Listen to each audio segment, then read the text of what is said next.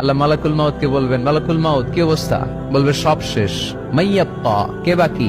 মালাকুল মাউত বলবে জিনেরা বাকি, যাদেরকে দেখা যায় না। আল্লাহ বলবেন জিনদেরকেও শেষ করে ফেলো, রুহু কবজ করো। মালাকুল মাউত আজরাইল জিনদের রুহু কবজ করবে। আল্লাহ এবার জিজ্ঞেস করবে, ইয়া মালাকাল মাউত আখবিরনি মাইয়াব্বা, এবার বলো আর কে বাকি? মালাকুল মাউত বলবে, আল্লাহ মানুষগুলো সব শেষ, জিনগুলাও শেষ, এবার বাকি ইবলিস শয়তান। কে বাকি?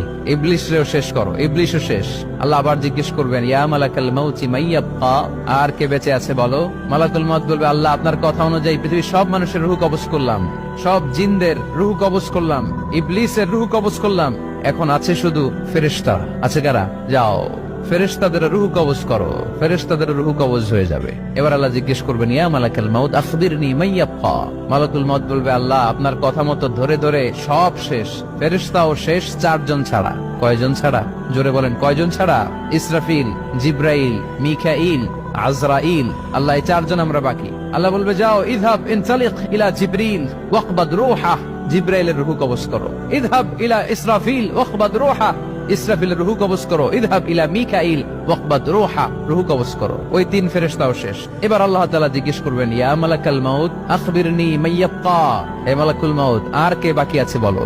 মালাকুল মাউত বলবে, আল্লাহ আপনার কথা মতো মানুষগুলো শেষ, জিনগুলো শেষ, ইবলিস শেষ, আমার বাকি 3 ভাই ইসরাফিল, মিকাইল, জিব্রাইলও শেষ, শুধু আমি, শুধু আমি।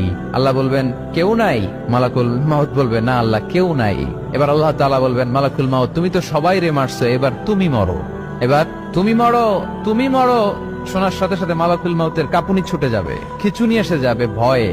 আল্লাহ বলবেন, কাঁপুনি দিয়ে তো লাভ নাই, কারণ কুল্লু নাফসিন যায়িকাতুল। রব্বুল আলামিন বলবেন, মালাকুল মাউত কেঁদো না, এটাই দুনিয়ার বিধান, আমি আল্লাহর দেয়া বিধান, এটাই, জন্মালেই মরতে হয়। যাও, জান্নাত জাহান্নামের মাঝখানে একটা জায়গা আছে, জায়গাটার নাম হলো আরাফ। এই আরাফের মধ্যখানে যে দাঁড়াও, ওখানে যে মালাকুল মাউত কাঁপতে থাকবে।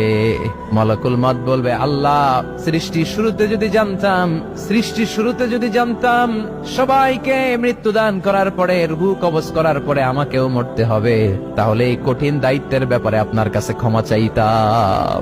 আজকে আমারও যে ভাগ্য বরণ করে নিতে হবে সৃষ্টির শুরুতে, আমি এটা কল্পনাই করতে পারি নাই। আল্লাহ বলবেন, নো টক, মুত ইয়া মালাকাল মাউত, মর, মরে যা, মুত, মরে যাও। বলার সাথে সাথে মালাকুল মাউত এক বিকট চিৎকার হাঁকিয়ে মরে যাবে। মালাকুল মাউতের চিৎকারটা সেদিন এত ভয়ঙ্কর হবে, বিষ্ণু ইসলাম বলেন, ওই চিৎকারের আওয়াজ যদি পৃথিবীর মানুষেরা কান দিয়ে শুনতে পেত, তাহলে কিয়ামত সংগঠিত হওয়ার জন্য আলাদা করে ইসরাফিলের সিঙ্গার প্রয়োজন হতো না। ওই চিৎকারের আওয়াজে প্রতিটা মানুষ কানের পর্দা ফেটে ওই জায়গায় লাশ হয়ে পড়ে যেত। এবার ডানে বায়ে সামনে পেছনে উপরে নিচে কেউ নাই, একজন ছাড়া। জোরে বলতে হবে, তিনি কে? আল্লাহ তখন পৃথিবীকে একটা ডাক দিবেন, বলবেন, ইয়া দুনিয়া আইনা আনহারুকি, এই পৃথিবী তোর নদীগুলো কোথায়? ইয়া দুনিয়া আইনা আশজারুকি, এই পৃথিবী তোর গাছগুলো কোথায়? বটতলা।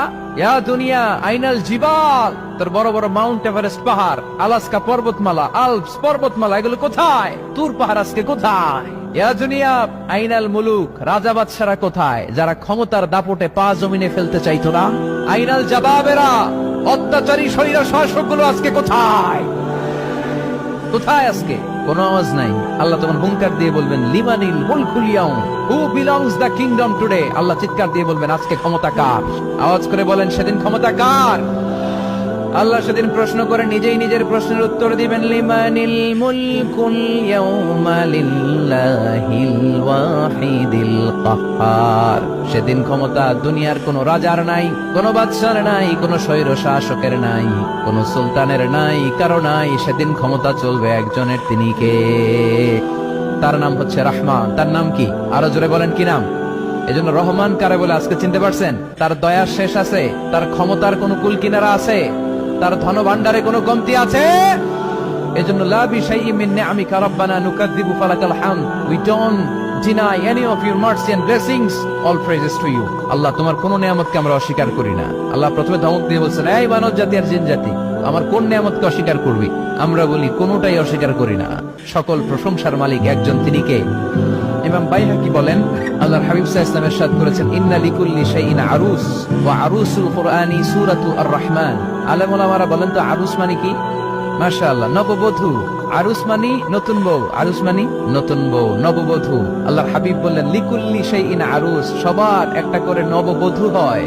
আর কোরআনের নববধূর নাম সূরা আর-রাহমান।